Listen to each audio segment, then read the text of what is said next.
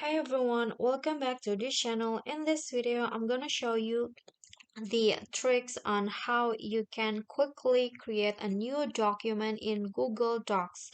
So if you guys still open the Google Drive first and then click on new and then go to Google Docs to create a new document on Google Docs, that's so last year and it take a long time, and I'm gonna show you how you can do with just a few clicks. So here I've already opened the Google Chrome browser, and here on the search column on Google, you don't need to go to your drive first or docs.google.com and then click on new. You just need to click on docs.